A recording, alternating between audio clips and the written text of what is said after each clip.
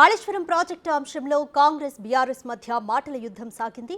తానే ప్రాజెక్టు వద్ద కూర్చుని నీరు విడుదల చేస్తానన్న కేసీఆర్ వ్యాఖ్యలను మంత్రి శ్రీధర్ బాబు తప్పుపట్టారు. గత ప్రభుత్వ హయాంలో జరిగిన తప్పును ఒప్పుకోకుండా ఇలా అడ్డగోలు వాదనలు చేయడం సరికాదని అన్నారు.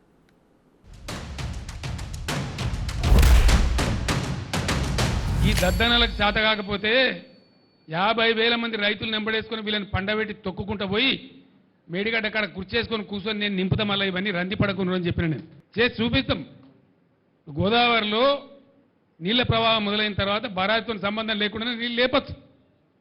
మళ్ళీ మిడిమానేరు కలకల్లాడుతుంది, లోయర్ మానేరు కలకల్లాడుతుంది. తక్కువ పడితే ఎస్ఆర్ఎస్పీకి ఇవ్వచ్చు. ఎత్తాల నీళ్ళు ఇప్పుడు ఈ ప్రభుత్వం ఇది దీని పేరు చెప్పి దాని పేరు చెప్పి ప్రజల నోట్లో మట్టి కొడతామంటే ఇక చూస్తూ కూర్చోం. గోదావరిలో 20,000 క్యూసెక్లు దాటిన తర్వాత వీళ్ళు నీళ్లు ఎత్తడం ప్రారంభించకపోతే నేనే ఒక 50,000 మంది రైతులు వేసుకొని పోతా, తొక్కి వీళ్ళని పండబెట్టి తొక్కి ఆ మోటార్లు నడిపిస్తాం. కాళేశ్వరం పిల్లర్లకు సంబంధించి సింక్ అయినాయి.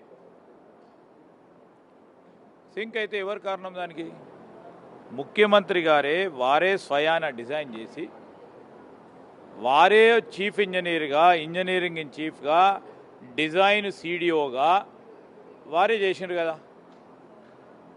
చేసిన తర్వాత గురైంది. నీళ్లు తీయమని ఎవరు చెప్పారు? నిపుణులు, కేంద్ర జనవనరులకు సంబంధించిన వారు వచ్చి నీళ్లు ఉండకుంటే మొత్తం ప్రాజెక్టు పోతుందని వారు చెప్పిండ్రు. పేపర్లో వచ్చింది.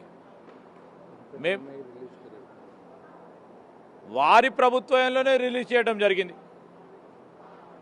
అది బాధ్యులమా మేము? ప్రాజెక్ట్ కూలిపోవడానికి వారు బాధ్యత వహించాల్సింది పోయి తిరిగి మాపై నిందలేసే ప్రయత్నం చేస్తూ ఉన్నారు.